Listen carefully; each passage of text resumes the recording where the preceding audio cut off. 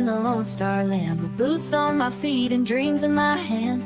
A little sassy but a whole lot of grace. You'll see that fire when you look in my face. I'm a Texas girl with a heart so wide, family and friends always by my side. From the crack of dawn to the stars at night, I keep it real, keep my soul burning bright. Barbecue smoke, Friday night lights, cheering for the Astros under Texas skies. A little bit stubborn, a whole lot of charm. This big old heart will keep you warm. I'm a Texas girl with a heart so wide, family and friends always by my side. From the crack of dawn to the stars at night, I keep it real, keep my soul burning bright. Barbecue smoke, Friday night lights, cheering for the Astros under Texas skies. A little bit stubborn, a whole lot of charm. This big old heart will keep you warm. I'm a Texas girl with a heart so wide, family and friends always by my side. From the crack of dawn to the stars at night, I keep it real, keep my soul burning bright. From the bluebonnet fields to the city streets, every step I take feels like home to me. With a little sass and a lot of pride, this Texas girl's got nothing to hide. I'm a Texas girl with a heart so wide, family and friends always by my side. From the crack of dawn to the stars at night, I keep it real, keep my soul burning bright.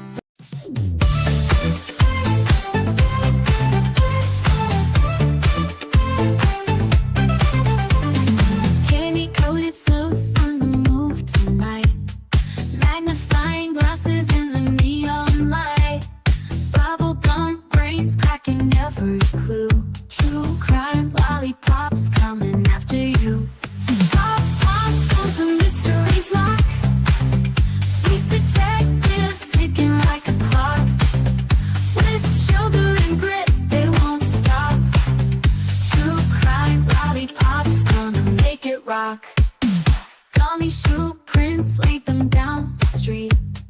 Chocolate wrappers hiding secrets sweet. They don't miss a beat, they've got a knack. With licorice ropes pulling answers back. Twist the wrapper to reveal the truth. A sticky web spun by a candy sloop. No sour lies can escape the grip. These lollipops always crack the whip.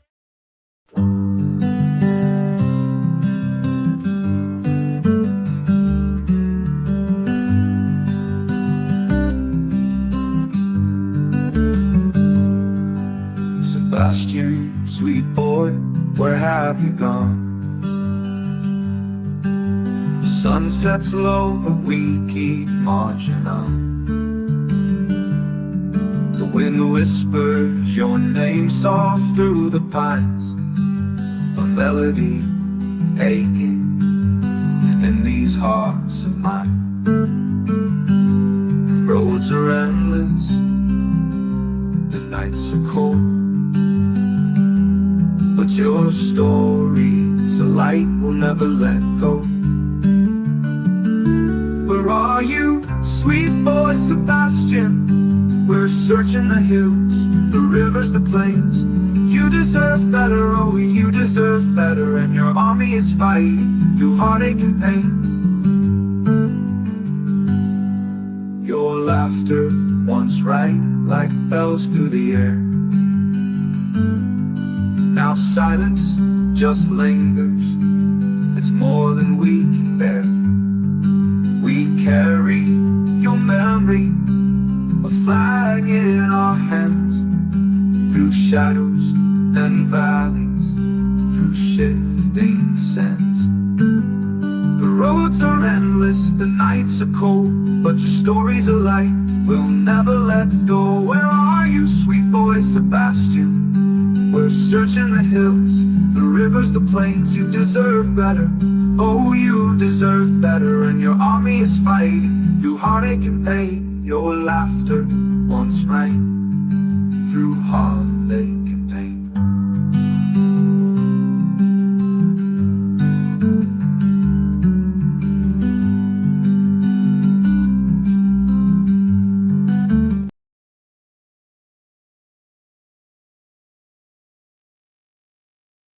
Well, hello, everybody. How are y'all doing? Thank you so much for being here with me today. I appreciate everybody. Hope everyone is having a super good day today. Happy Thursday. Hello, Daisy. Hey, Brenda Sue. Hello, Peggy. How are you? Miss Kathy. Hello. Hey, Rhonda. Tap dancer Lizzie. Oh, you're so sweet. Thank you for being here. Hello, Jacob and Kimberly. Let's see here. Brenda Sue. Hello. Lisa King. Thank you so much, Lisa. I appreciate you. Let's see who we got here. There's Keely. Hello, Keely. How are you doing, darling? Good to see you. Let's see here. Hearts and soul. Hello to you, Sebastian Strong. That's right. Hi, Dan. How are you doing? Cecilia. Hello. Hey, Kiki. Let's see who else we got up in here. Wanna be sleuthing? Oh, you like our song? Oh, us Texas girls, I tell you, there's none like us, is there? Let's see who else we got sneaking in here. Hello, Pam. How are you? Come on, keep going. It didn't want to scroll anymore. Let's see. Anybody else? Hey, Kai. Good to have you with us.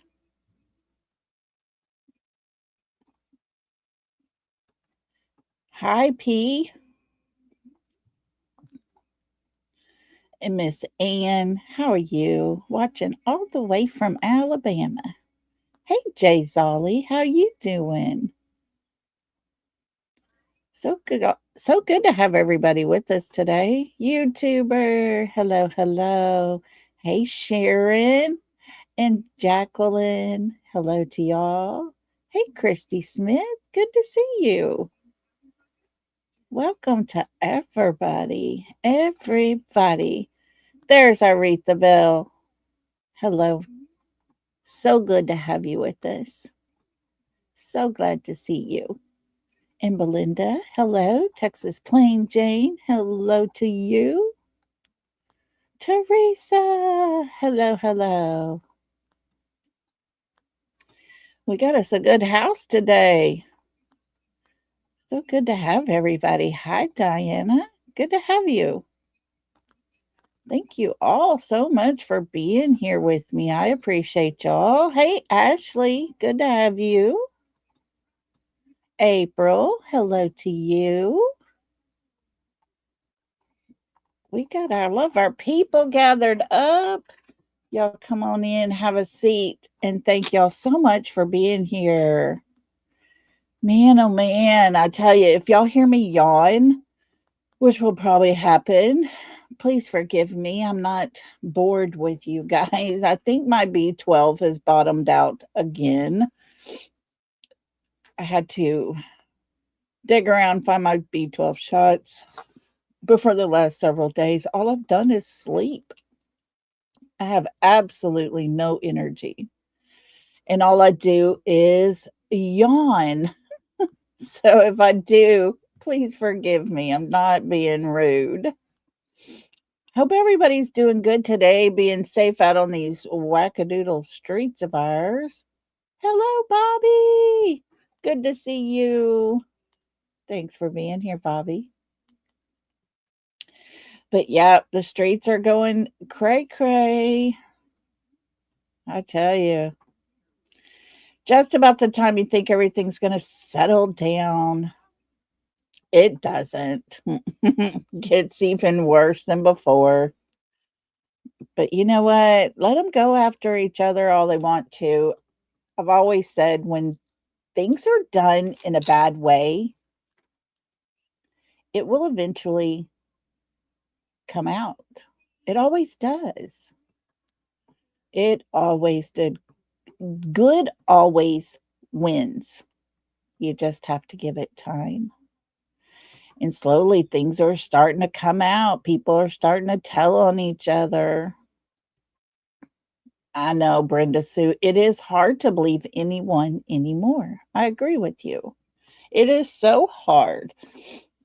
I try my best just to stay in my little corner over here.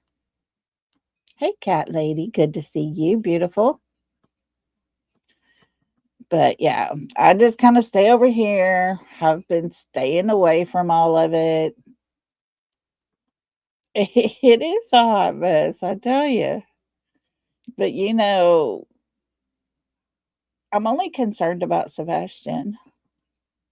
I'm not concerned with people who play games with other people's lives. That has nothing to do with me. 18 months now. Woohoo, Miss Rhonda. Oh, Brenda Sue. Everybody's got something to say, I tell you, Retha, that's all I've been wanting to do. And it wasn't until today when I was like, what is going on with me? I had been up for several hours, couldn't stop yawning. I laid down and stretched out and loved on my puppy. And before you know it, I woke up 3 hours later. And I'm like, what is going on? And then I realized, I bet you $10 my B12 has bottomed out. It just does that. Oh, Ashley, thank you. She said you have the best mods. And with everyone as a team should be. Thankful for all you today, many yesterdays, and praying for many tomorrows. That is so sweet of you. I think we got a really good group of people over here, people who care about Sebastian, people who really want to make a difference and want to avoid all the mess. And that's a good group to have for sure. And it's sad because you can't go to people that you would really like to go and talk to and hang out with, come on their panels or whatever, because you don't want to be associated with all the drama stuff. It's really sad, but it is what it is. And so I just stay over here all by myself. We do need a better sheriff. Yes. Shoot, even what's that little boy Woody off of Toy Story? He would make a better sheriff than what we got over here now. Lord. I honestly, and I've said this tons and tons and tons of times before, the whole CPS cases, they want to pretend do not exist. They want to pretend like it's just one incident. I've said it before, they've all got copies of it over there. It's been sent to all of them. And yet they still, like I was telling a good friend of mine just earlier today, even though they have all of that info,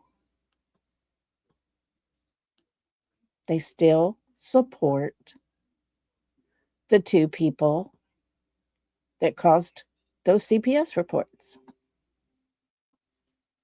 Morals are all kinds of messed up, lost, whatever you want to call it, however you want to say it.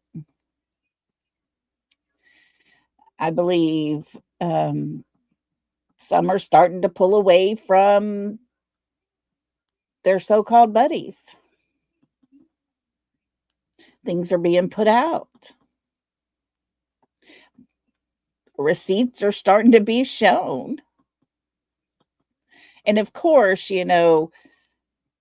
everything is Brittany J's fault.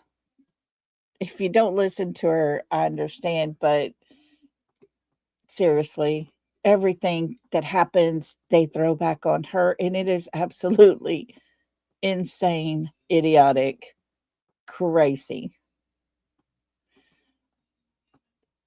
Okay, Ashley. And so, yeah, it's crazy to me how all of their wrongdoings, their failings, and all the lies that they want to put out there, they can somehow make people believe it's all one person's fault. Guys, if I ever try to convince you to think the way I think or give you any type of information that's false, please call me out because I don't ever want to be that way.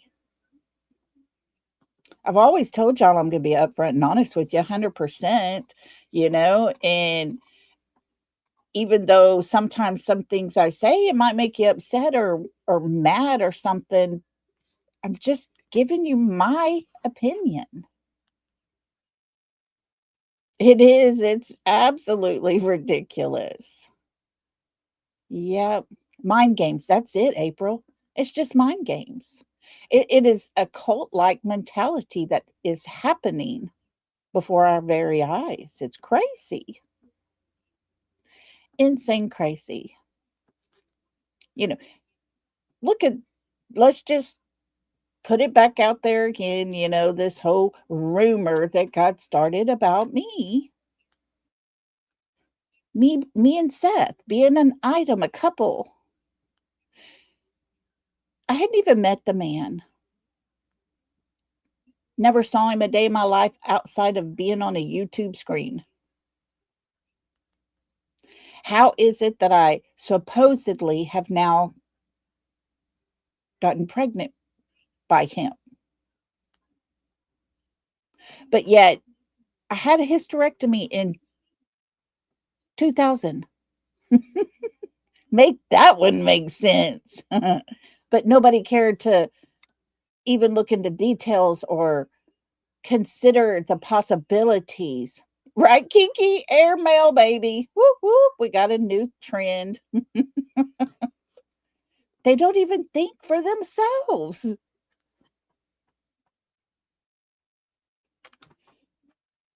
You know what I'm saying? It's just insane. I'm on drugs. Y'all, seriously, Pepsi is my drug. It is my vice. I love me some Pepsi, okay? I'm not hiding it. Hey, Amy Lynn, because all they do over there is lie and spread rumors. Exactly. And their people believe it.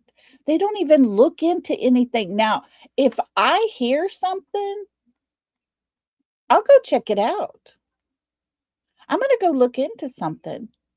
And okay, Kiki's in here. She's a content creator. No offense to Kiki. I love Kiki. But if Kiki told me something off the wall, I'm going to go look at it for myself. I'm not going to take her word at 100% face value because she's my friend. If it sounds a little off, I'm going to check in it myself, kind of thing. It's just what we do. It's called curiosity. Yeah, right. We got receipts. That's a thing. We got receipts. I'm an attention junkie. Yeah, okay. Back at you, douchebag. Yeah, that's how you know right there. Idiots are amongst us, y'all. You're so funny. Maybe that's it, Wanna Be Sloop. I like that one even better. Seth is pregnant with my baby. Love it. I know, right? If we're going to make something up, let's make it cool. Let's make it fun. But that's the thing. Why do we need to make anything up? We don't have to. We're better than that. And it's ridiculous that we sit over here and we talk daily about a missing child. I give 100% of what I got to this channel. When I'm not giving 100%, the rest of it is going to my family, you know? But we're the unpopular ones sitting over in our little corner. Oh, and it's okay. I would much rather be the unpopular kids on the block than to be caught up in all the mess that's, I have a feeling, is going to explode very soon. Amy Lynn, I don't understand it. I don't get it. When they sit there and tell outright lies and people start throwing money at them, they can't, I guess, make money if they're being honest. I don't know. I don't get it. It's baffling to me because I don't want to hear lies. I'd rather have somebody be honest with me and tell me the truth, because if I go to talk to anybody and say, "Hey, did you hear this?" I want it to be the God's honest truth. I don't want to be spreading lies, but these people pay. They pay. Just like a cult.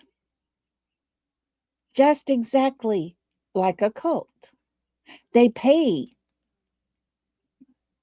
They put money into their religious belief that these people have created. Doesn't matter that it's not the right religion. Doesn't matter that it's not backed by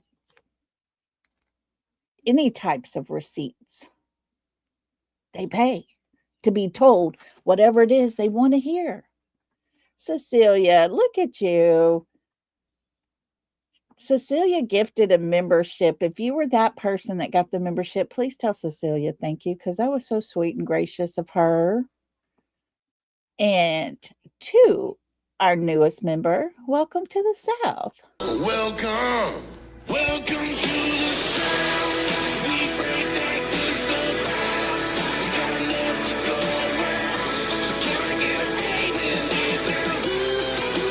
Welcome to the South.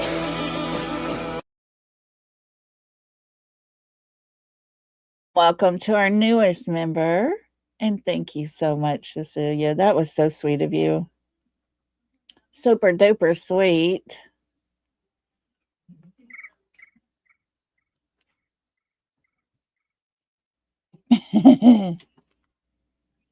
But yeah, it's craziness that all the things that they do, that they come up with.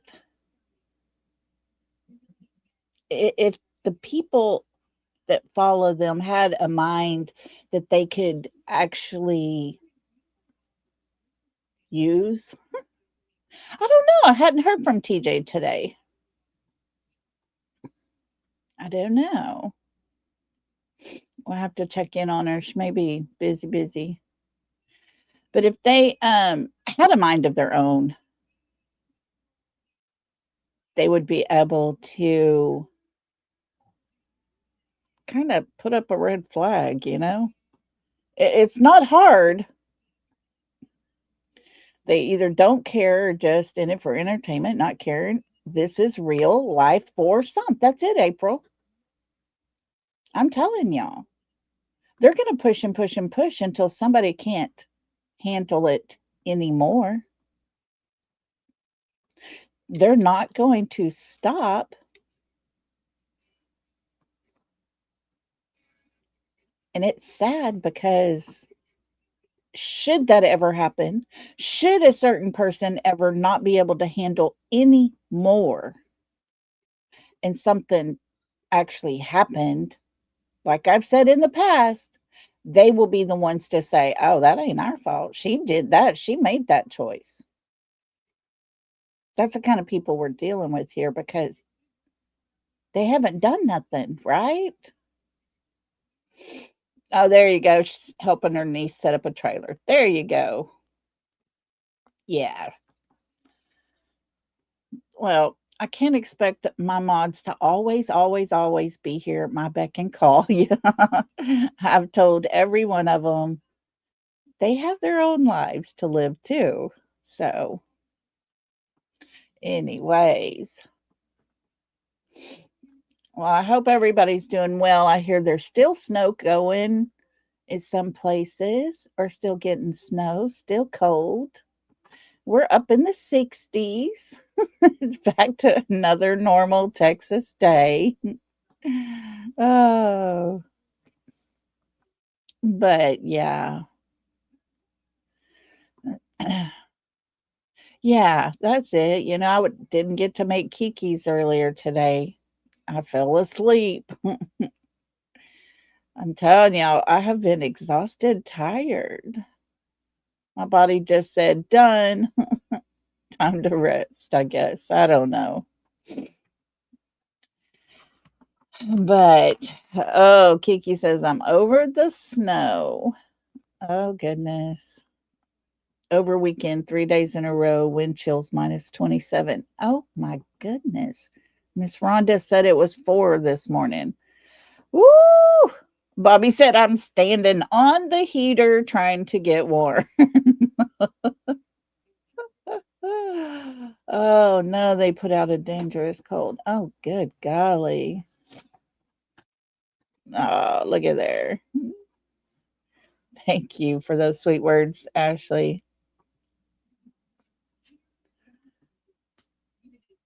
But yeah, man, y'all stay warm. Stay warm. Be safe for sure. I need y'all in my corner over here. Well, guys, today we're going to talk about the word vanished. No child can just disappear and vanish. April said it's 73 t-shirt weather. Y'all, I'm not joking. I got a sleeveless tank on, like a summer tank. That's what I got on. Oh, but vanished. Nobody just vanishes. There are people in this world that have gone missing and never been found, but they didn't just vanish from the earth.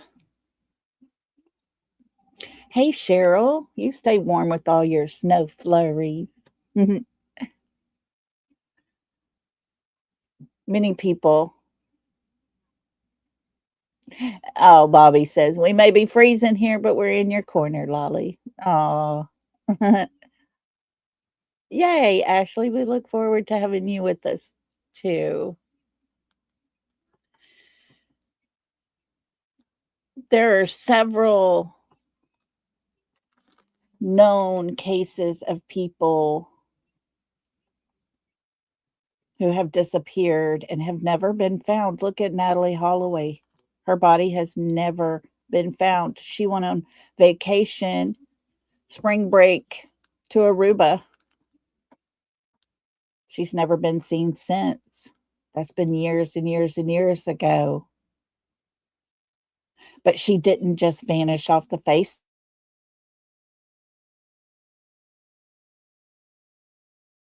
of the earth. It is believed that disappear.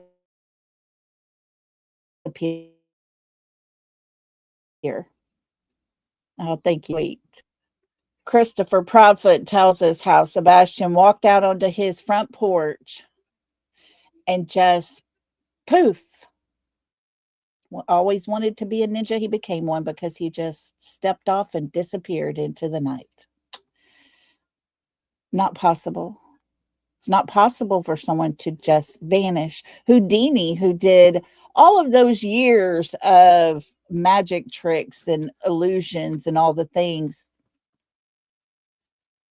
it would seem as if he had just disappeared from inside that box or behind that screen or whatever. It's all just an illusion. He didn't vanish because people cannot just vanish. There's TJ. Everybody was asking about you, TJ. Oh no, Kiki. She said I went to school with a guy and I didn't know, but he's been missing like 7 years now. Oh wow. There was a little girl that lived up by Blue Eyes. Zara, I think was her name, and she was walking away from her home with her backpack. She's never been found. It's been like 20 some odd years now. Jacqueline said, we have a girl here in Staten Island that has been missing since 1981. These people do not vanish. No matter how bad anybody wants to be a ninja, you're not going to just disappear into the night, never to be seen again, and just miraculously vanish. It's not physically possible for a body to just vanish. Little Sebastian, we know, has disappeared. All the red flags surrounding his case tells us that was not his choice. We can watch that video of him and his mother having a conversation at Texas Roadhouse, the last time that young man was ever seen.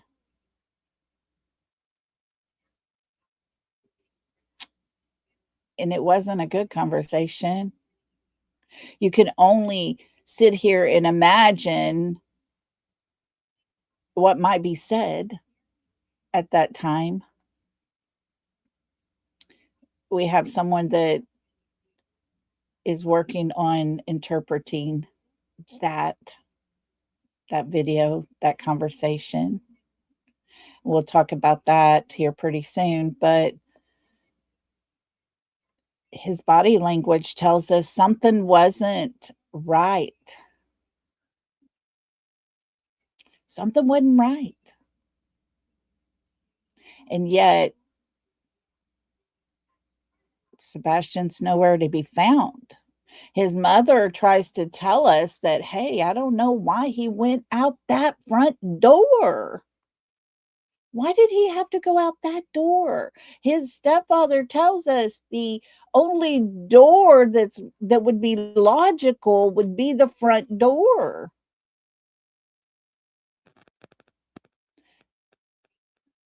But we do know the video footage that law enforcement has from every home surrounding the Proudfoot's house. There is no digital evidence to show him ever leaving his home. No one came to that home. No one left from that home that we know of. Oh no. Bobby said, we have a boy from here who's been gone a long time. Nico, let's say. Oh goodness, we'll have to look into some of these. I would love to do some cold cases. See if we can't reunite some kind of spark to it or whatever.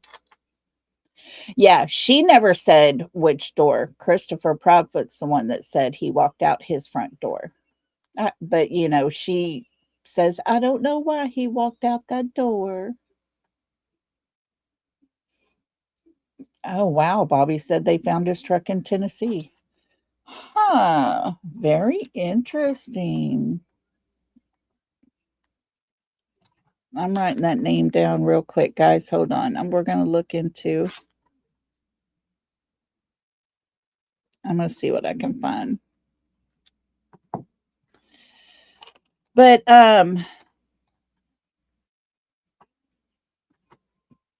it was in the middle of the night. We see lights happening. They're trying to lead us in the direction that, hey, those lights are coming from 300 feet up there, way up there on that hill. Really? From a car, a truck. Really? No way. No way. Got a friend of mine. We're going to try to do our best to recreate that so that we could all see what it would look like to have headlights 300 feet away. Then we'll look at the map and see all the trees and the homes in between.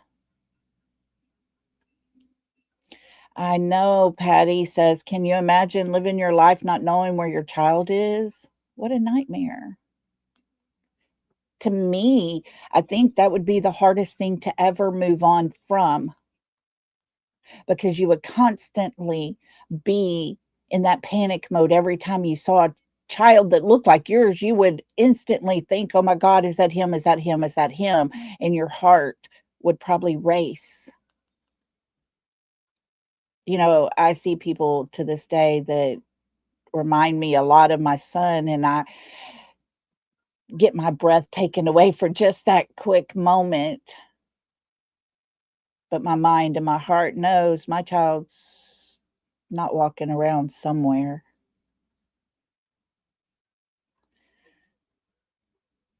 But I just can't get past the fact that there is a whole side of people that have accepted the fact that Sebastian has vanished.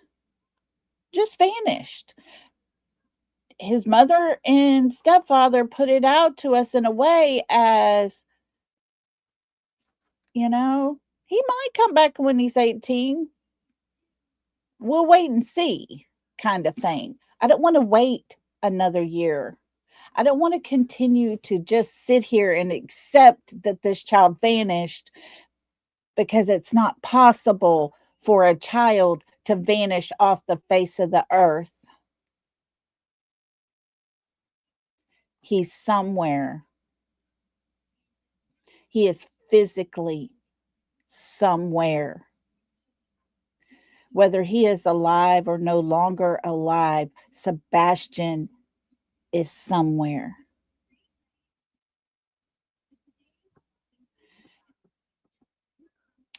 I go back through all of the press conferences. I listen to the words really, really close. It tells us a story that it didn't take long for law enforcement to start seeing those red flags as well. Mr. Chris puts out on the internet here and Facebook land, I mean, YouTube land here, that the dog picked up a scent. The dog went around the side of his house. The dog tracked all the way back to the construction site and jumped in the pond.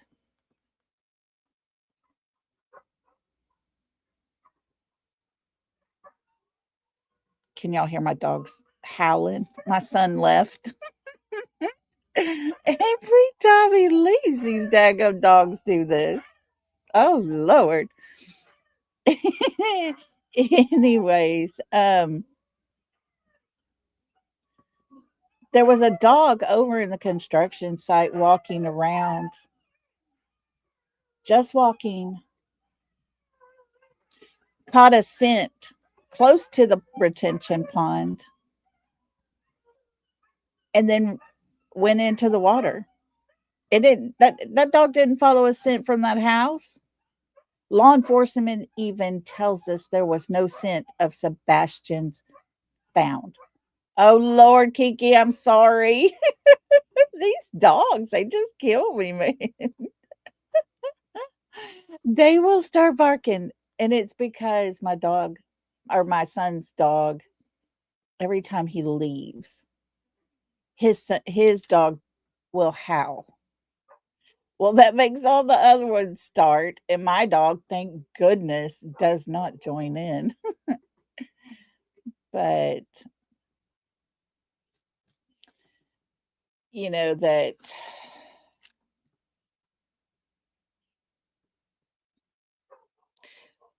when you have a parent sitting here telling us, oh no, cat lady. Hey, Linda. Y'all keep cat lady in your prayers. She's in need of a car. Just keep her in your prayers. The doors will open for her if y'all don't mind.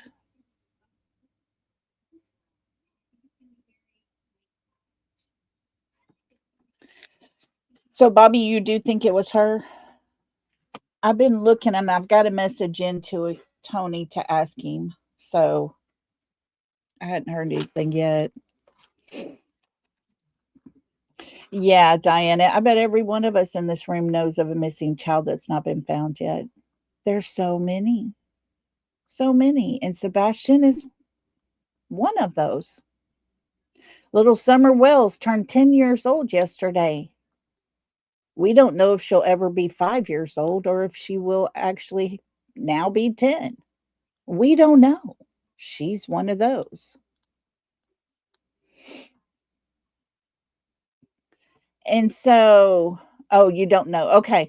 I'm like I said, I got a message in to check to see what I can find out. They said they would ask him. So we'll see how that goes and if we can find that out.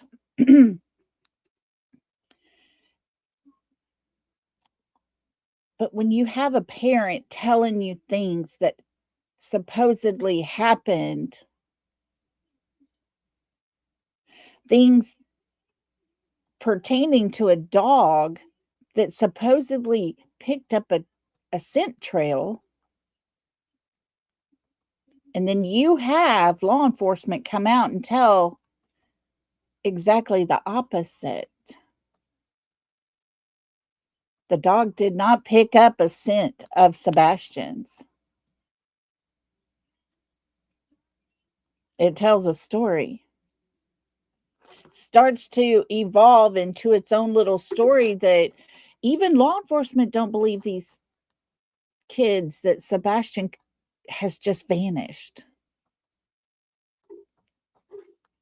Oh yeah, April, I'm sure it has to be. Oh no, Bobby.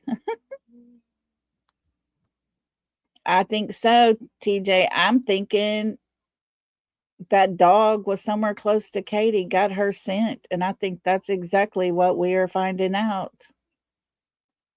Did that scent of the dog that went down beside their house, came back up, went diagonally across to that neighbor's home where that ruckus video was that Katie's scent? Yesterday, when I put out the deception things and different tactics that are used, it was at the time I found it and I'm reading through it, I realized, what in the heck? This is seriously what we've been dealing with. Specific deception tactics, staged scenes. Is that what that 3 a.m. car was all about? Did they stage Sebastian getting into a car with someone else? Is that what the flashlights were about? To make us think, oh my God, look, they saw flashlights. Sebastian ran away and got in a car and left. That's one of the deception traits of people that puts information out there. That's a tactic that is used for people who are betraying the truth. Delayed reporting, giving themselves time to hide all the evidence. Is that what was happening in the cemetery? Lack of emotion or over the top emotion. KK most of the time has a lack of emotion.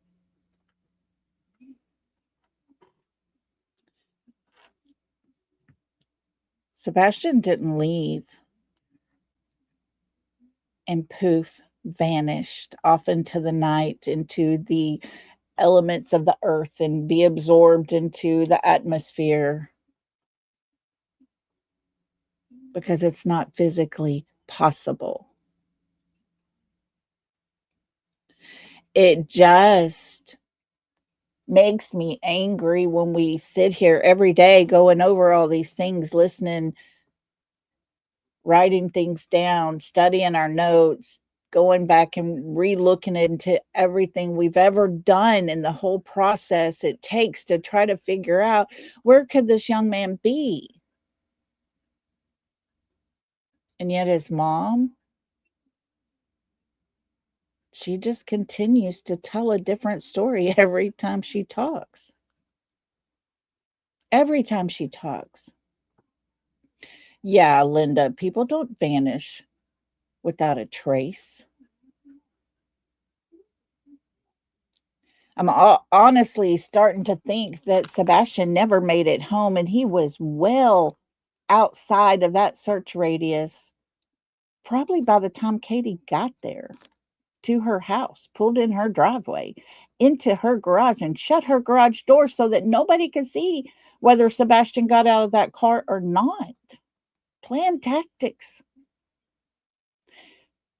Who was with Katie in the back of that yard that night? You know, it wasn't until the later on that a flashlight came into be one of the tiny things they noticed missing from Sebastian. Of course, his dad tells us about that little tiny yellow flashlight. It's from a trade show type thing, a little giveaway type of flashlight, little teeny tiny one. He would put it in his pocket and play with it because it didn't even work. But Katie didn't explain all that, did she? She just put it out like he had this little yellow flashlight because she knew there was lights that was going to be seen in the back of the yard. Dan, we can assume he is because we see someone who looks a lot like him, but we cannot say 100% for sure.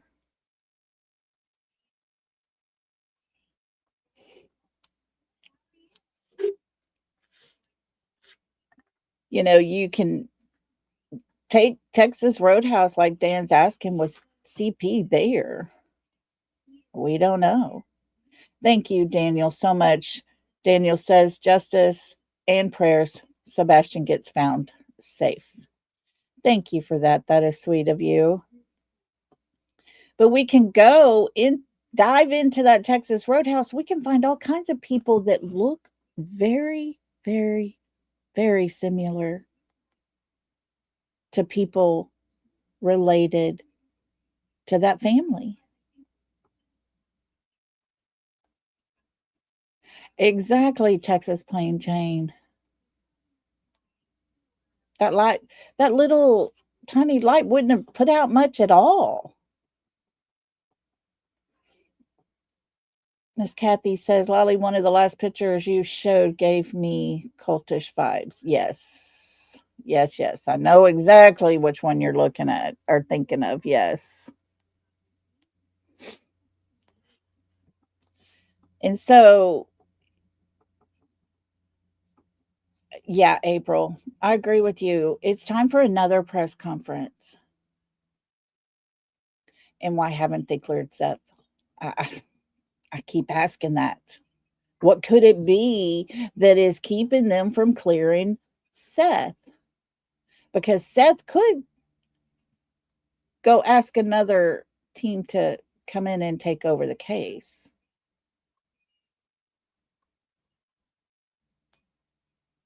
Exactly, Linda. She mentions that flashlight because she knew at that point, she finally mentioned it. They had the light video. They had to ask her if there was a flashlight that Sebastian owned. And she said, yeah, matter of fact, I think it's missing. I haven't been able to see it. She didn't voluntarily say there was a flashlight missing.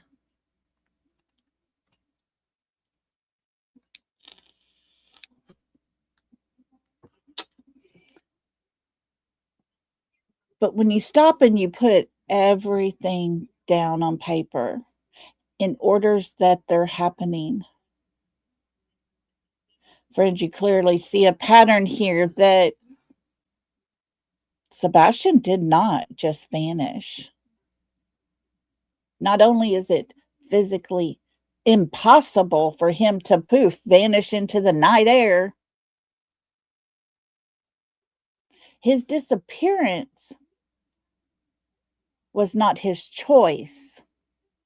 Should it have been his choice, he would have put on his shoes. He would have taken his phone.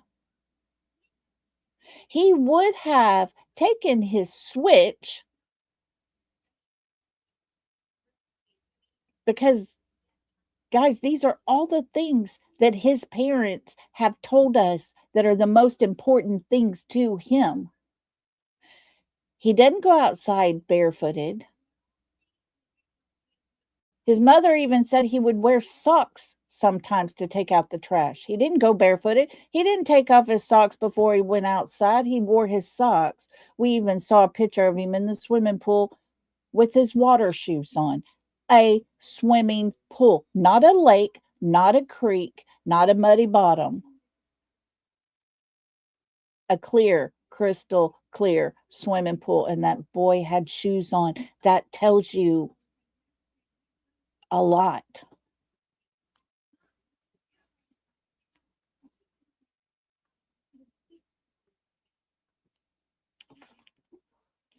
Yeah, Diana, I don't know why they won't. If everything is checked out, I don't understand why he is not cleared.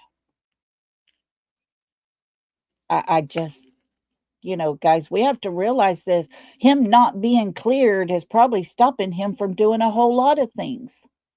Probably part of the reason why he had to get a lawyer to get the CPS case file. Things would be so much easier for him. He'd be able to ask for more help and things if he wasn't still considered a suspect. Yes, Dan, they've checked his Switch, his Xbox, all of his things. They've checked it all.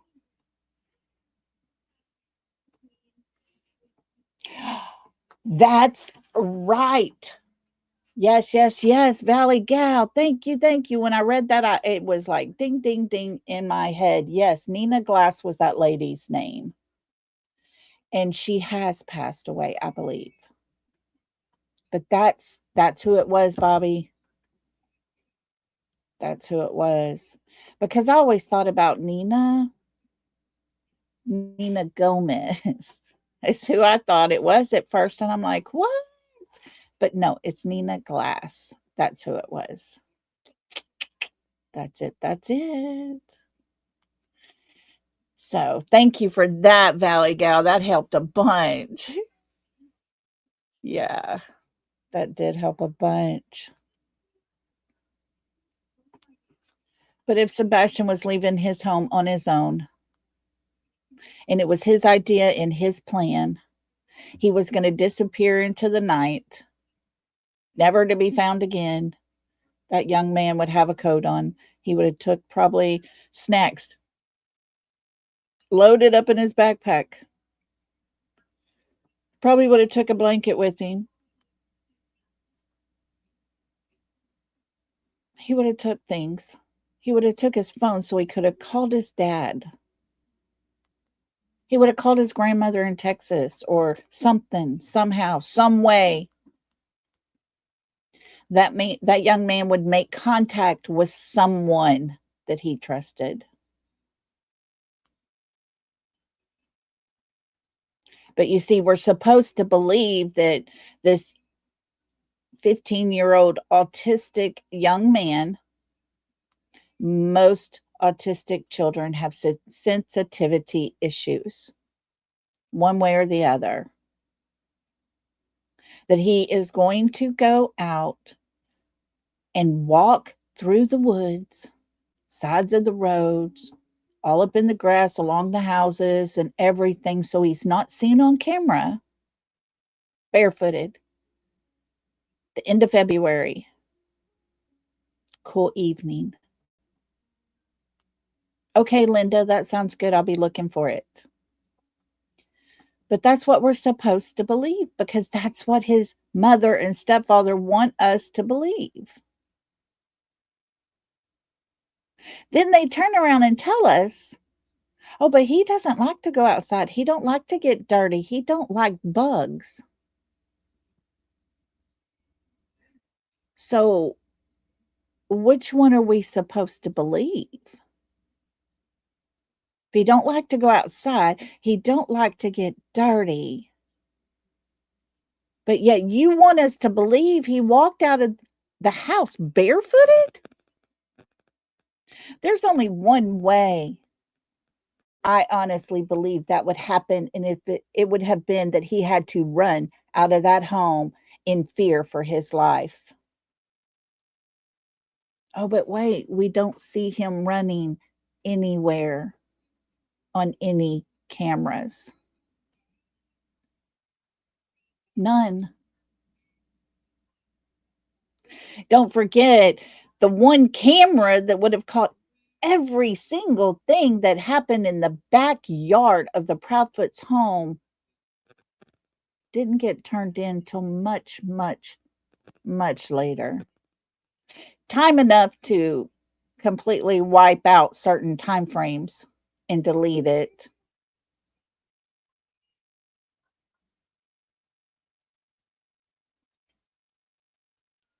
Yes, I agree, Diana. I think they kept his phone away from him. I don't think he was allowed to take his phone with him that day. I think he was told to leave it on the counter. Of course, somehow his wallet and his phone got moved from the kitchen cabinet to the dining room table, if we're to believe Katie, Seth, and Brandon Carter, because their stories didn't even match.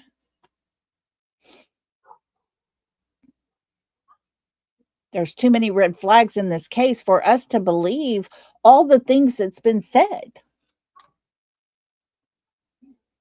But here we sit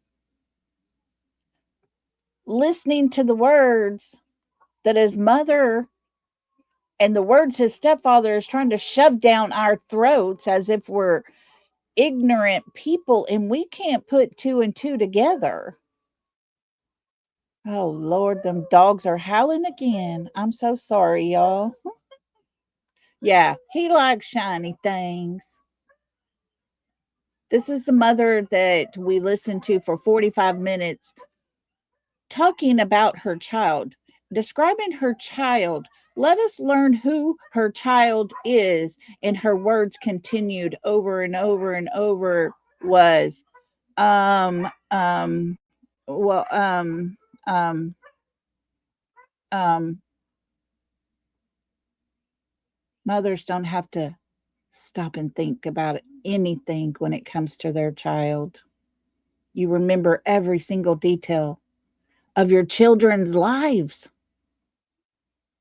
It's absolutely insane crazy. Hi, MNJ. How you doing? The red flags have completely surrounded Sebastian Wayne Drake Rogers' entire case. Too many questions sitting out there and not enough answers. So then it goes completely 100% onto law enforcement's shoulders. Do you know things? Do you have information? Do you have proof? I hope with them being so quiet, they've got things. But I don't know. I'm not sure if I trust. And trust me, I've told y'all all before, my son, he was in law enforcement. I respect law enforcement. Always have. Always will. But it's hard when you have law enforcement that just sit on things. When you have an officer, a detective that replies to an email about a tip that you emailed in, and they reply and say, "Thank you, but this is not the kind of information we were looking for." What? What kind of information are you looking for? Why are you so picky? How do you know that tip was not the tip? But that's the kind of reply Brandon Carter gave. So, yeah, I question law enforcement. Bobby, thank you so much for gifting 10 memberships. That is so gracious of you. You are so sweet. Thank you for that. Guys, if y'all were one of the lucky ones to get gifted, would you please tell our beautiful Bobby, thank you so much, because that is so kind and gracious. And to our newest members, welcome to the South, y'all. Welcome, welcome to the South. We break that good stuff down. We got enough to go around. So can I get a payment down? Welcome to the South.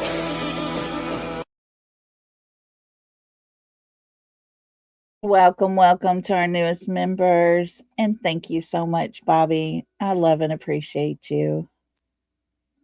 That was so, so kind. Guys, we're going to listen to a video that was put out. And I loved the way Sebastian's story was presented. I hadn't heard this. I believe another AI channel is what it is. Oh, love you, Bobby. That's so sweet. Thank you. So let's listen to this real quick. The night a 15-year-old vanished without a trace. Here we go. Let me make it bigger.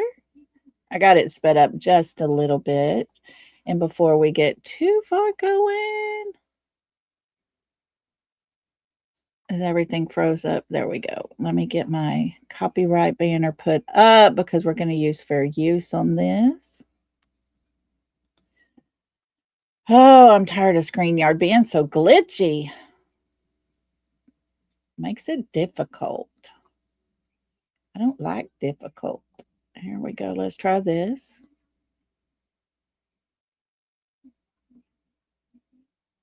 Is it going to show it? Okay. There we go. Is it back on?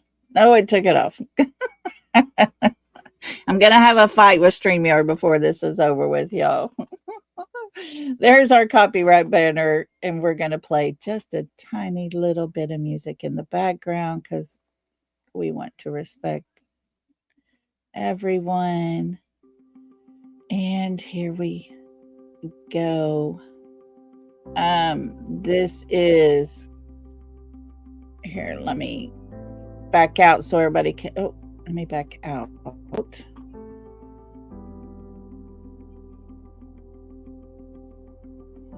This is Silent Evidence True Crime Exposed. The link is in the description of this channel is in the linked into the description of this live stream. And here we go. Let's get going.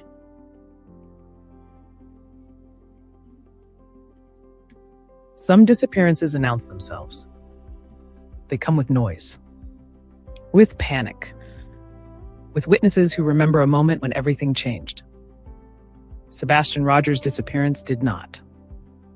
It arrived quietly, so quietly that by the time anyone realized something was wrong, there was nothing left to follow. No trail. No confirmed sightings. No explanation. Just a bedroom that had been occupied hours earlier, now empty. Sebastian Wayne Drake Rogers was 15 years old when he vanished in February Now, this is not Sebastian's picture. Like I said, this is basically AI generated. 2024. And nearly everything about his disappearance defies logic. Sebastian lived in Hendersonville, Tennessee, a suburban city north of Nashville. It's the kind of place where neighbors recognize each other's cars, where kids grow up riding bikes on familiar streets, where danger doesn't feel immediate. Sebastian was described by those close to him as quiet, intelligent, and gentle. He was also autistic. That fact matters, not as a label, but as context. People on the autism spectrum often rely heavily on routine, predictability, and familiar environments. Sudden changes can be overwhelming. Unplanned decisions, especially major ones, are rare. Sebastian's life followed patterns. School. Home. Family time. There was no known history of running away. No pattern of wandering long distances alone. No online behavior suggesting secret plans or hidden contacts. Which is why what happened next made so little sense. On the evening of February 25th, 2024, Sebastian was at home with his mother, Katie Proudfoot. I want to pause right there because I have a question for everybody. I want you to dig back, way back in time as Katie's talking. Did her and Sebastian ever interact? Did she ever say once they got home that her and Sebastian sat in the living room together? Did she ever say that she actually saw him after he changed clothes? Wannabe Sleuthin's been a member for 4 months. Love you so big. Thank you for being part of our family. We love having you here, girl. Thank you. Yeah, Lisa, Rhonda. I don't ever recall that either. Makes you wonder about that, doesn't it? Seeing this picture kind of brought that to light. It's an AI generated. It is by, good golly, what was the name of it? The link is in the description of the video, but I like the way it's put together. Silent evidence. Yes. True crime. Yeah. That's the thing, DC. Did he ever come home that night? You know, I don't know of any time that she actually says, we sat there in the living room, we played a card game, we talked, he showed me this, or I went into his room. No. She tells us she wasn't even going to go to his room because she didn't want to see what a 15-year-old boy might be doing in his room. Like, that's all mothers' fears.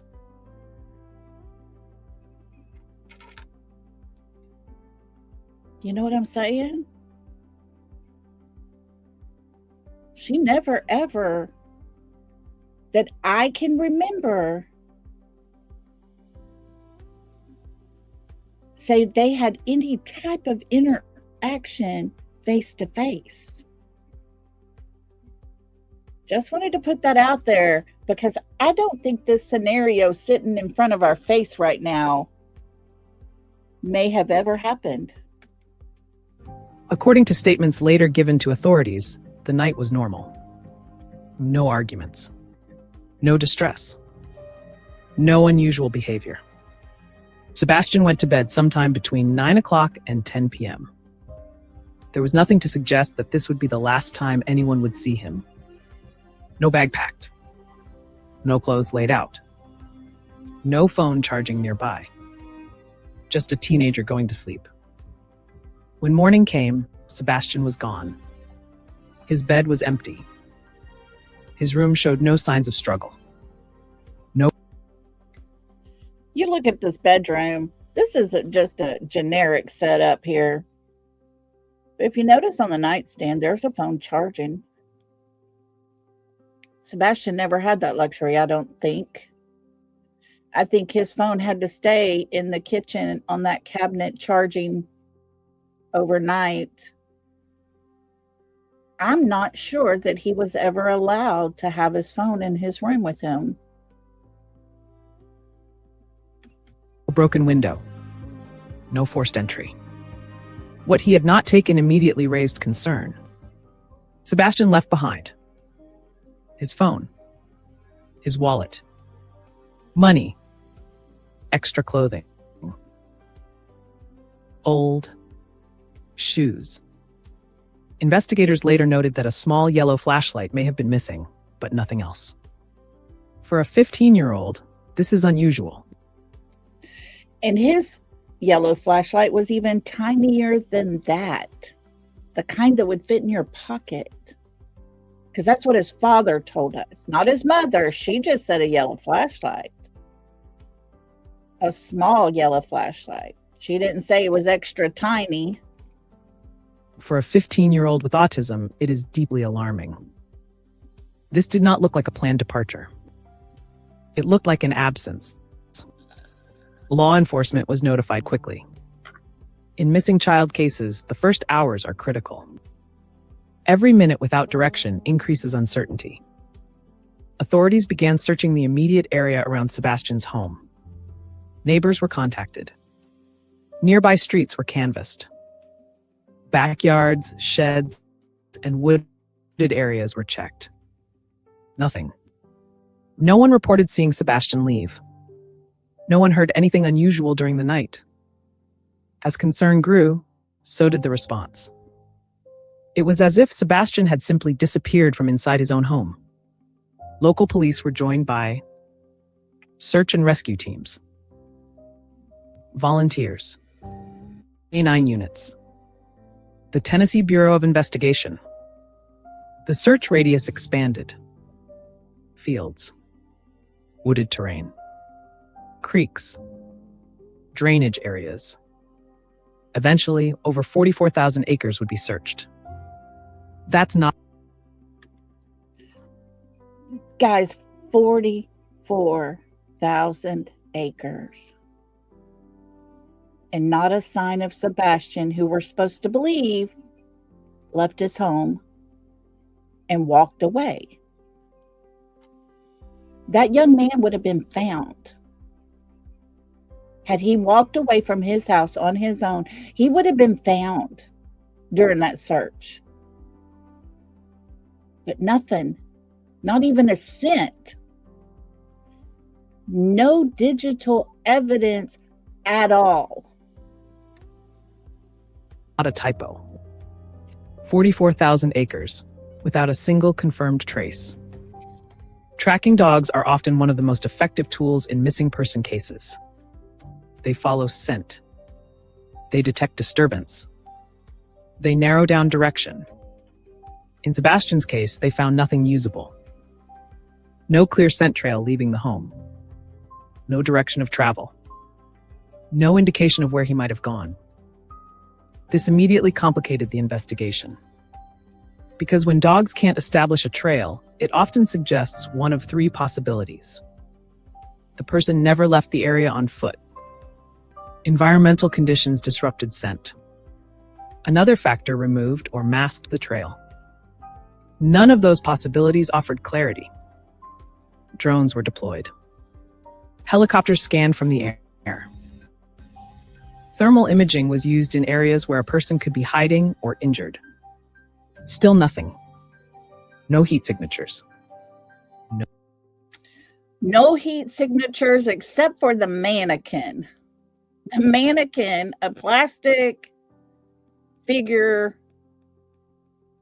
was putting off a heat sensor, but we since learned that there were batteries inside that operated a voice recording that was triggered by movement anywhere close to run people off, to scare them off.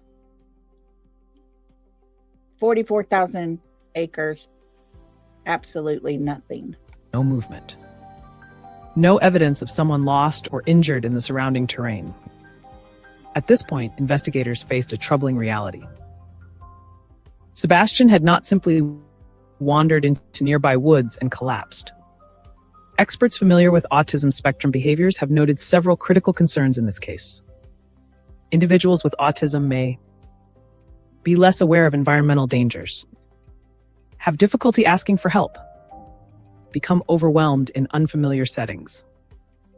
But they are also less likely to leave familiar environments without preparation. Sebastian leaving at night, without shoes, supplies, or communication, goes against what many professionals would expect. Which brings many professionals and many mothers as well. Why would a child ever leave barefooted, no jacket, no phone, no wallet, no money? It only seems like there's only two alternatives here. One is that they were absolutely terrified for their life and they had to get the hell out of there. Not even take time to bend down and pick up the shoes on the way out. Or that person was never in that home to leave to start with. the investigation to an uncomfortable crossroads. If Sebastian did not leave voluntarily, what happened? Investigators began collecting surveillance footage from nearby homes and businesses. Doorbell cameras, security systems, traffic cameras.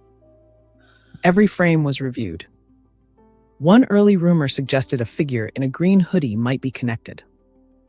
Law enforcement investigated quickly. It was ruled unrelated. Other rumored sightings followed. Each one collapsed under verification. No confirmed footage shows Sebastian leaving the home. No confirmed footage shows him entering a vehicle.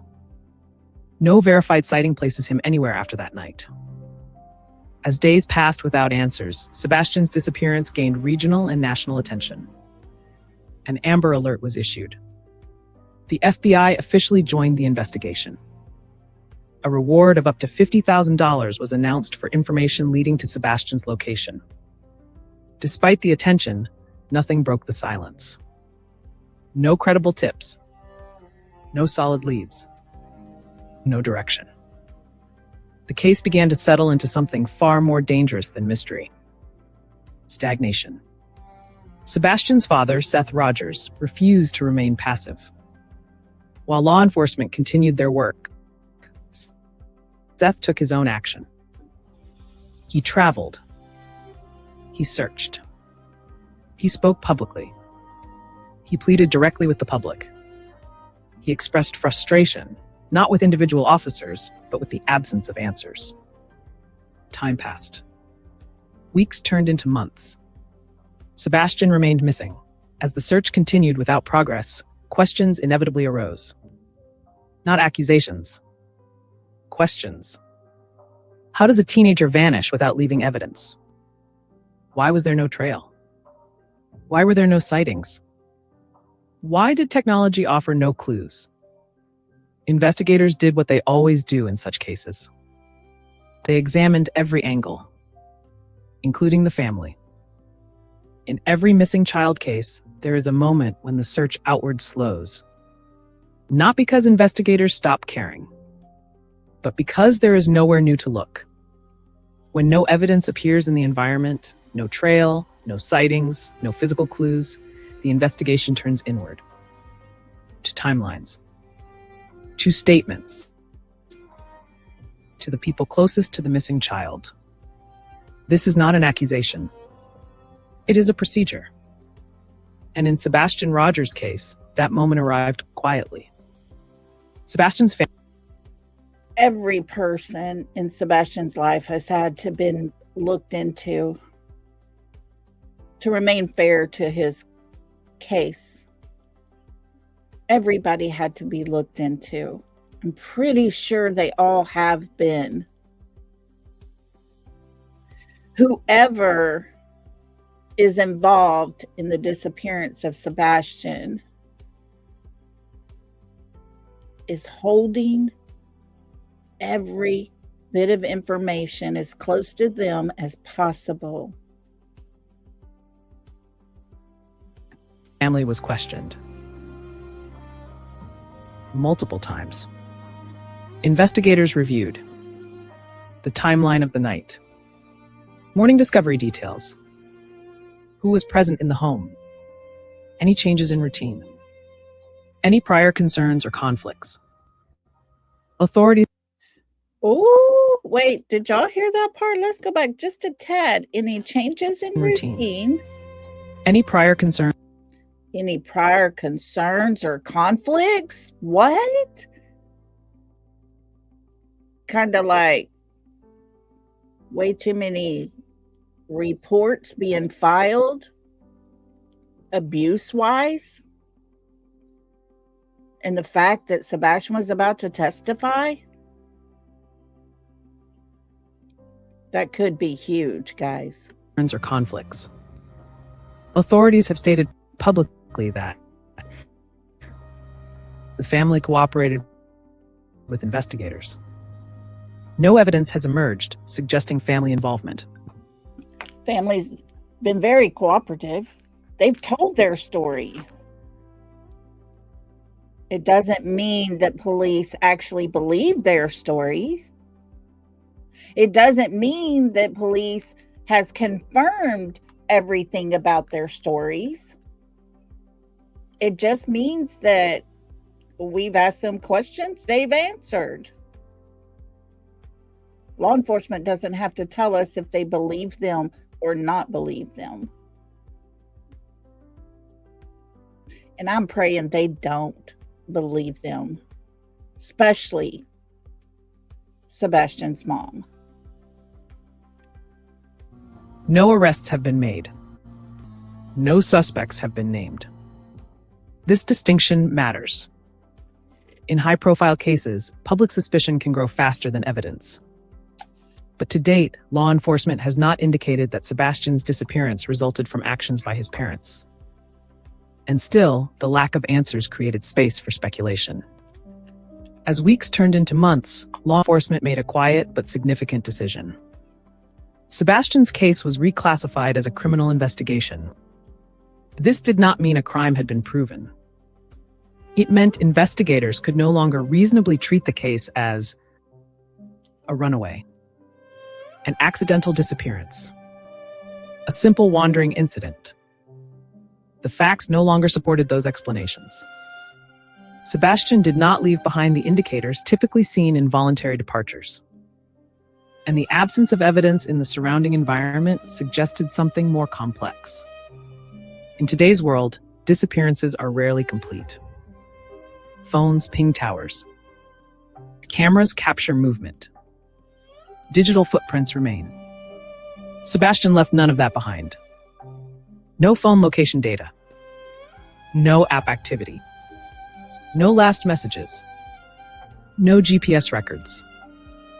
Without a device, technology had nothing to analyze. Well, wasn't that convenient? Conveniently, Sebastian had absolutely nothing to track him with. Kind of like when Katie's, dash cam went off 6 minutes after they left the Texas Roadhouse. Conveniently, for the next hour and a half, no one could see where she was. I wonder if her live 360 got turned off as well. Just asking questions. Investigators were forced to rely on physical searches, human observation, manual review of footage. And that footage, despite being extensive, offered no breakthrough. This is one of the most unsettling aspects of the case. Not that technology failed, but it had nothing to work with. As the case gained national attention, media coverage intensified. So did online discussion. Social media became flooded with unverified sightings, amateur theories, claims unsupported by evidence. Law enforcement addressed several rumors directly. Some alleged sightings were investigated and officially debunked. Others simply dissolved under scrutiny. Birthdays came and went. Sebastian would have turned 16, then 17. Each milestone passed without resolution. As time passed, public opinion fractured. Some believed Sebastian wandered and became lost. Others believed someone intervened. Some believed answers existed, but were being withheld. What unified all perspectives was one truth. There was no closure. No explanation had emerged that accounted for all the facts. And every theory left gaps. Investigators have never publicly confirmed a theory. But the questions remain. How did Sebastian leave the house undetected? Why was there no trail? Were there no sightings afterward? Why did extensive searches yield nothing? How could a teenager vanish so completely? Each question standard, and together they form a silence louder than speculation. Sebastian Rogers' disappearance is not only about one missing boy. It highlights broader realities. How vulnerable individuals can vanish even in monitored environments. How routine can create blind spots. How quickly time erodes investigative options. How absence itself becomes the mystery. It also challenges assumptions. We often believe technology will save us. The cameras see everything. That someone will notice. Sebastian's case proves that isn't always true. Authorities have stated repeatedly, this is not a cold case. Tips are still being accepted. The reward remains active. The Amber Alert remains valid. The investigation continues. Quietly. Patiently. Without spectacle. Because sometimes progress doesn't come with headlines. For families of missing children, uncertainty is its own form of trauma. There is no grief to process. No ending to accept. No answer to mourn. Only waiting. Waiting for a call. Waiting for a lead. Waiting for something, anything, to change.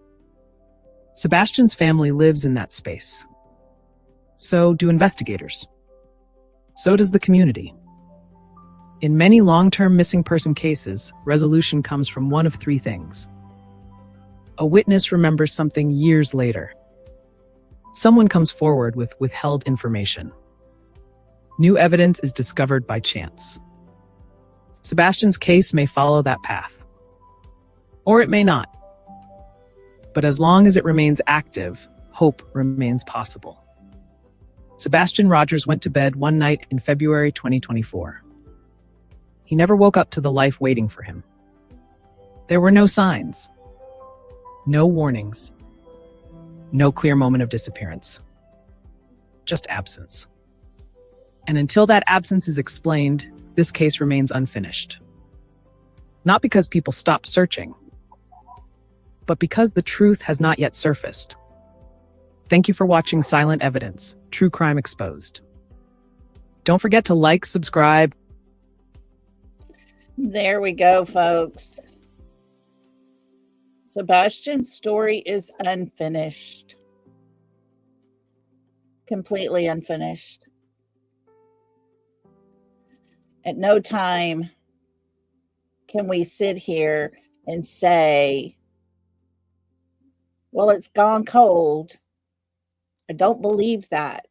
I don't agree that Sebastian's case has gone cold, because every day we're putting more pieces to this puzzle together. And if we can do it, we know law enforcement can do it.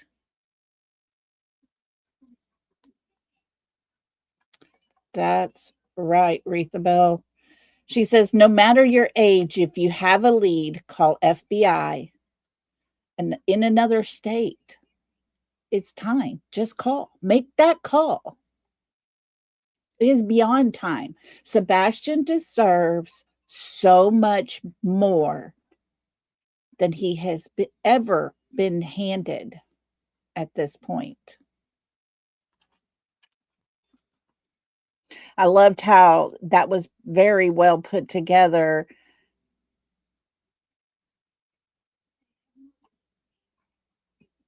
Those that have no idea where Sebastian is, whether it's family, whether it is friends of theirs, whether they are one of us here on YouTube just trying to find the answers for this young man.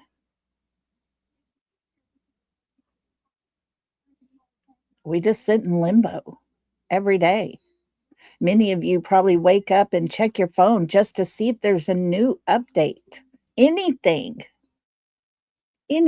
to hold on to. Because we care. Because Sebastian touched our hearts in one way or another. This young man did not just vanish. Something happened that night, that early morning time. And I honestly believe it was done intentionally. Things happened and played out the way they did so that we would believe that Sebastian left on his own accord. You know, it's quite funny when we look at the video at 3 a.m., we're like, oh my gosh, you know, what could be happening? What in the world? I wonder if it was just all a joke at that point. Was everything just funny to them at that point? If he did not make it home with her, was he brought back there just for meanness?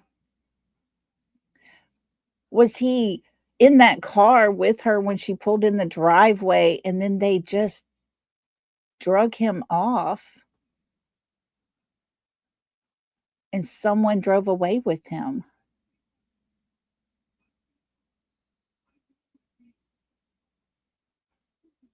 I honestly believe that if Sebastian Wayne Drake Rogers was leaving his home for his safety because he was mad for whatever the reason,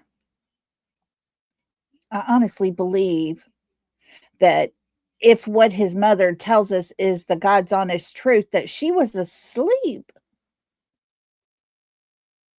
he wouldn't have needed to rush out that door because supposedly she was the only one there, right? And if she's asleep, he, Sebastian, would have had time to put on his jacket, grabbed his backpack, grabbed his phone and his wallet, and put on a pair of shoes before he ever walked away from that home. But all the evidence tells us none of that happened. Sebastian's never seen walking away from that home, no matter how hard the other side tries. They try so hard to say, look, it might be Sebastian. Oh my God, we've had this for a year, looked at it, and we just now realized this might possibly be him.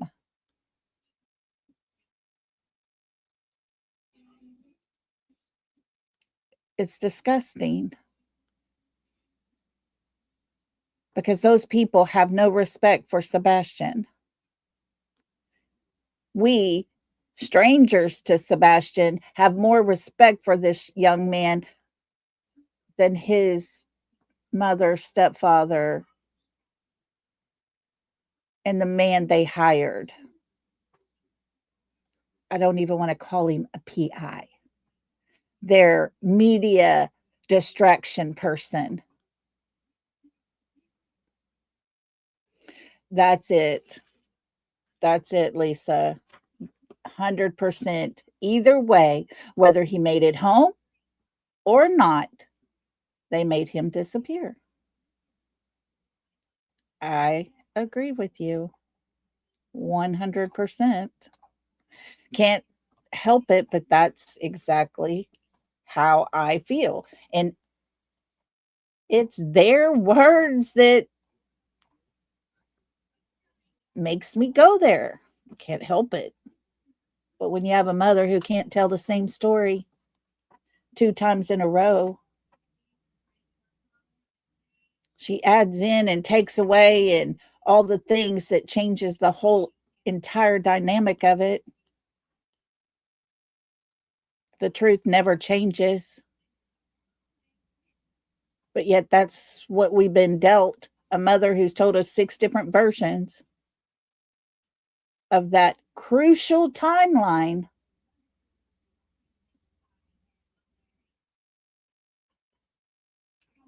She's doing just exactly what the plan was. Guys, as always, myself, along with moderators, subscribers, and anyone in chat express their opinions. On this channel, we present speculation, possibility, and show things found for everyone to decide for themselves what opinion they have. We're here for helpful purposes only. We're not here for drama, for hate, or anything negative. Please respect all opinions. And as always, my content is not to be used in a negative way at any time. We can look at it however we want to look at it, but it comes down to that one word, vanished. A person cannot just vanish off of the face of the earth. It's not possible. Wait, what happened to our Bobby? Y'all need to pray for me because in 14 days we'll be home with me every day. Oh, Bobby. Praying hard for you, sister. I got you. Oh, goodness.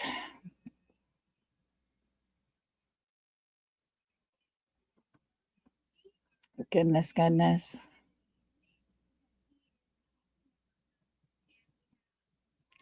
But they want us to believe this fabricated entire theory that they have put out there because that's their narrative. That's what they want us to believe, just like they wanted the police to go with the whole narrative.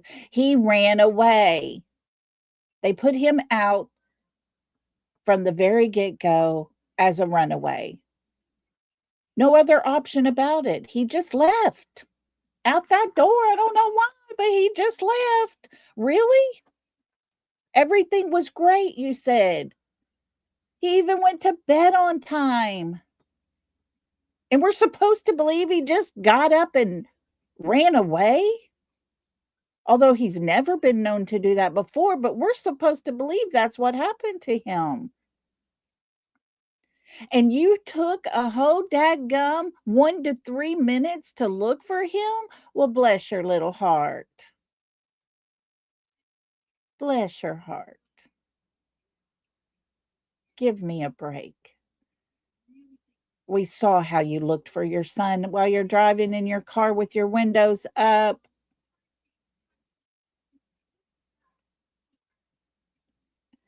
Sebastian deserves better. No matter how you look at it, no matter what you feel about the mother and the stepfather, whether you like them or you don't like them, Sebastian still deserves better. He doesn't deserve to be just sitting out in the universe somewhere unaccounted for. He deserves better. End of story. Like me or don't like me. I'm pretty sure that's one thing we could all agree on is Sebastian deserves better at this point.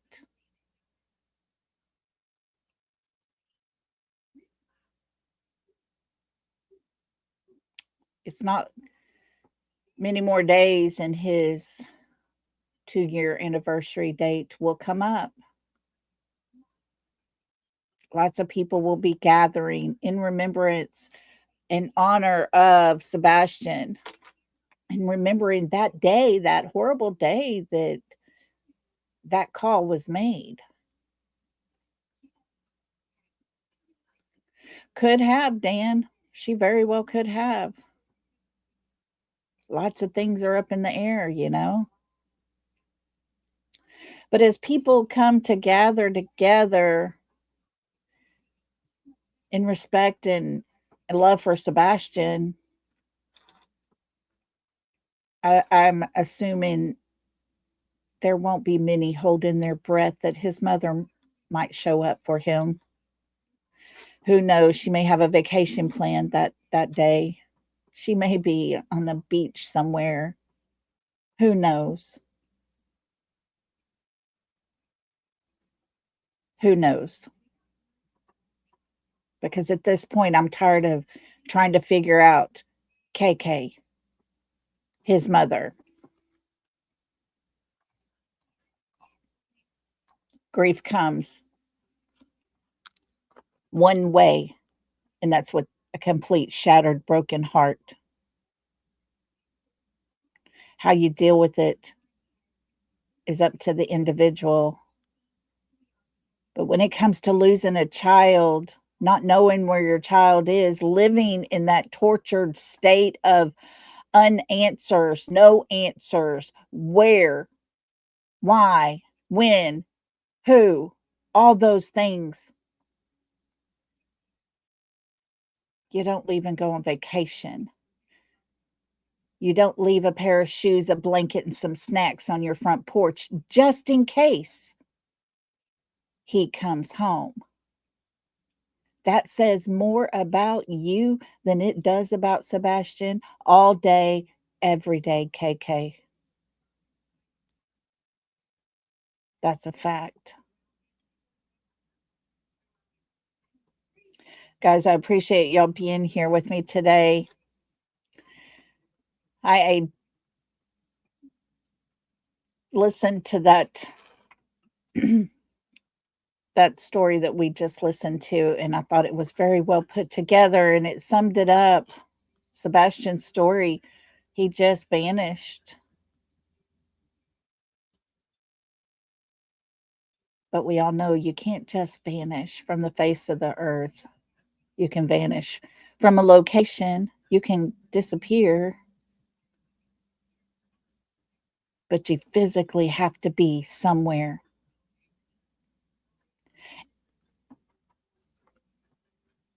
And at the end of the day, somebody, probably more than likely the one person in that home locked inside that home with him, she probably knows. I have not heard from Lori in a while. I haven't even seen her around. I will see if I've got her email and email her and check on her.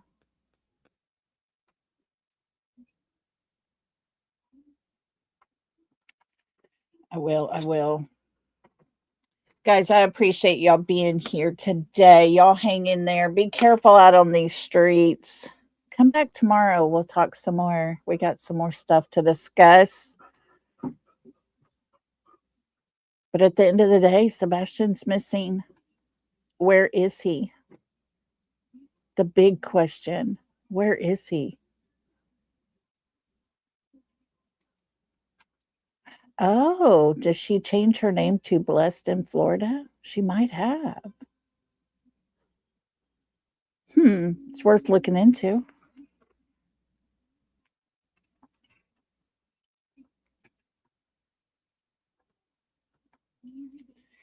All righty, guys. Y'all be good out there.